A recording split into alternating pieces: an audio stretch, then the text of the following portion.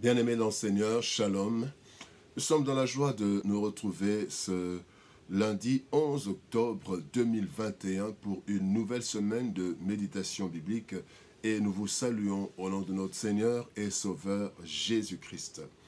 Nous allons lire pour commencer la semaine un texte, le 19e verset du psaume 94. Psaume 94, verset 19. Voici ce que déclarent les Écritures. Quand les pensées s'agitent en foule au-dedans de moi, tes consolations réjouissent mon âme. Quand les pensées s'agitent en foule au-dedans de moi, tes consolations réjouissent mon âme. Les consolations de Dieu, les consolations divines, les consolations de Dieu. Bien-aimés, le domaine des pensées est très complexe. Les pensées peuvent changer en bien ou en mal un être humain. La force de la pensée peut bâtir ou détruire toute une vie. À cause des pensées, certains sont tombés malades et d'autres sont allés jusqu'à la mort. D'autres ont commis des dégâts énormes à cause des pensées. Le psalmiste, dans le texte du jour, a aussi expérimenté l'action des pensées qui s'agitent en foule. Cependant, il nous en donne le remède de la part du Seigneur. Voyons l'impact des pensées ainsi que le remède divin. Voyons d'abord le premier point. Quand les pensées s'agitent en nous, quand les pensées s'agitent, pour quelles raisons les pensées peuvent s'agiter en foule? Eh bien, il y a plusieurs raisons. Parmi celles-ci, il y a les difficultés de la vie. Il y a les problèmes sans solution. Un lendemain inconnu et incertain.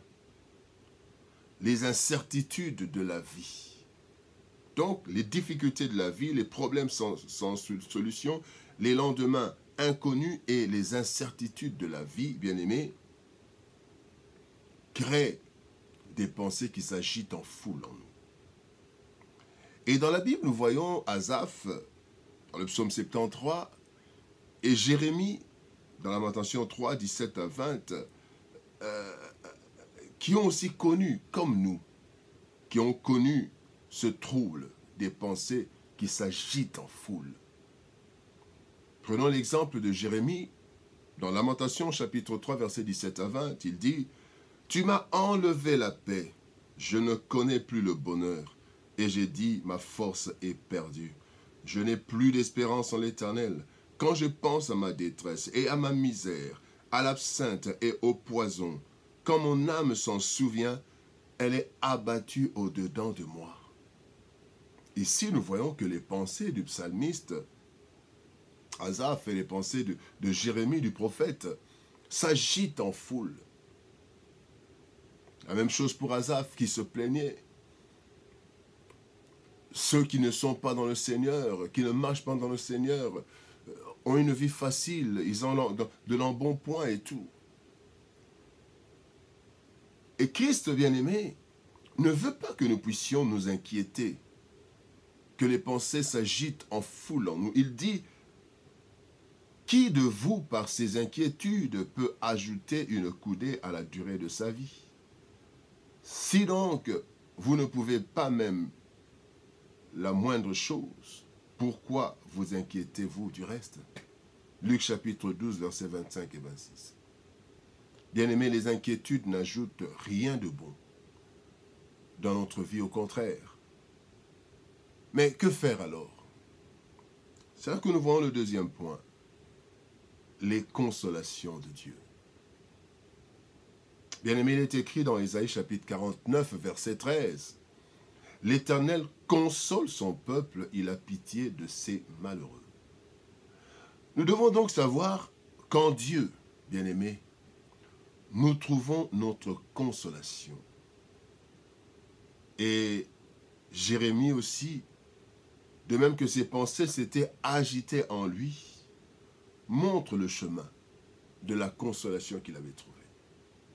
Nous sommes toujours dans Lamentation, chapitre 3, mais au verset 21 et 23, il est écrit « Voici ce que je veux repasser en mon cœur, ce qui me donnera de l'espérance. Les bontés de l'Éternel ne sont pas épuisées, ses compassions ne sont pas à leur terme, elles se renouvellent chaque matin. Oh, que ta fidélité est grande. » Quelle est donc, bien-aimé, la source de cette consolation divine? D'abord, il y a l'assurance de la bonté et de la compassion du Seigneur. Lorsque nous réalisons, bien-aimés, la bonté et les compassions du Christ, cela nous apporte la consolation, car nous savons qu'il nous voit et qu'il connaît nos problèmes. Il finira par intervenir dans notre vie. L'assurance de la bonté. Dieu est bon. La deuxième source de cette consolation, les consolations, une autre consolation, c'est le souvenir des interventions de Dieu dans notre vie. David se retrouve devant Goliath, un grand guerrier qui a été habitué au combat dès l'enfance. Alors que tout le monde a peur de Goliath, voici ce que David dit dans 1 Samuel chapitre 17, verset 37. « L'Éternel qui m'a délivré de la griffe du lion et de la patte de l'ours me délivrera aussi de la main de ce Philistin. » Bien-aimés, lorsque nous nous souvenons de ce que Dieu a fait hier dans notre vie, eh bien, cela nous console, car celui qui a agi hier peut agir aussi aujourd'hui. Il agit aussi aujourd'hui, il agira. Et cela est notre consolation. Il n'a pas encore agi, mais il agira. Peut-être que Job se souvenait aussi de ce que Dieu avait déjà fait. Nous ne connaissons pas toute la vie de Job avant les événements. Peut-être que c'est parce qu'il s'est souvenu de ces choses qu'il a eu la consolation et qu'il a pu dire « L'Éternel, mon Rédempteur est vivant, il se lèvera le dernier. » La troisième source des consolations de Dieu, ce sont les témoignages autour de nous. Bien-aimés dans le Seigneur. Dans Marc chapitre 5, verset 27, parlant de la femme qui avait une perte de sang pendant 12 ans, elle a tout essayé. Mais ici, il est dit, au verset 27, Marc 5, 27, « Ayant entendu parler de Jésus, elle vint dans la foule par derrière et toucha son vêtement. » Elle avait entendu des témoignages, des personnes parler en bien de Jésus, ce que Jésus-Christ avait fait. Et cela a été une consolation pour elle. Elle a pu maintenant partir. C'était une consolation. Lorsque nous voyons ou entendons ce que Dieu a fait ou fait encore avec d'autres personnes autour de nous, bien aimés, nous trouvons la consolation. Moi aussi, mon tour viendra, car Dieu ne fait exception de personne. Et donc, bien aimés, Dieu nous apporte la consolation quand les pensées s'agitent en foule en nous.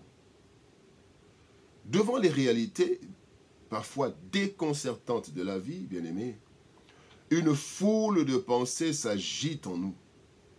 Si nous ne gérons pas bien la situation, cela peut dégénérer et nous amener à la ruine.